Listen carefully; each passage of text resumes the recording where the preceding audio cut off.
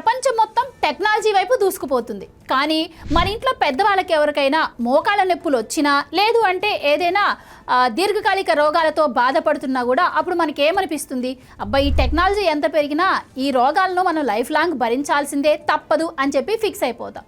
కానీ ఇకపై అలాంటి అవసరం లేదు. ఎందుకంటే హెల్త్ సెక్టార్లో కూడా ఒక విప్లవం మొదలైంది. జనరల్గా మనకి మోకాళ్ళ నొప్పులు వచ్చినా, వెన్ను నొప్పి వచ్చినా, ఆ మాటకు వస్తే ఏ చిన్న జబ్బు చేసినా వెంటనే మెడికల్ షాప్కి వెళ్ళి ఒక ట్యాబ్లెట్ కొనుక్కొచ్చి వేసుకుంటాం.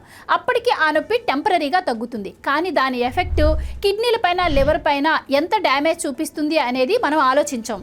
అందుకే అమెరికాలోని జాన్స్ హాప్కిన్స్ శాస్త్రవేత్తలు SN101 అనే పెయిన్ స్పాంజ్ టెక్నాలజీని కనిపెట్టారు. మన శరీరంలోని స్టెమ్ సెల్స్ ద్వారా కొన్ని ఆర్టిఫిషియల్ కణాలను తయారు చేస్తారు. మనకి ఎక్కడైతే భరించలేని పెయిన్ ఉంటుందో అక్కడ ఈ కణాలను ఇంజెక్ట్ చేస్తారు. ఇవి బాడీలోకి వెళ్ళగానే ఒక స్పాంజ్ లాగా మారిపోతాయి. ఈవెన్ మన మెదడులోకి ఆ నొప్పి సంకేతాలు వెళ్లేలోపే ఈ కొత్త కణాలు మధ్యలోనే ఆ నొప్పిని పీల్చేస్తాయి. అంటే నొప్పి పుట్టిన చోటే ఆ నొప్పిని మాయం చేస్తాయన్నమాట. ఇది కేవలం నొప్పిని మాయం చేయడమే కాదు, దెబ్బతిన్న ఎముకలను, కండరాలను కూడా రిపేర్ చేస్తుందని ఈ రీసెర్చ్లో తేలింది.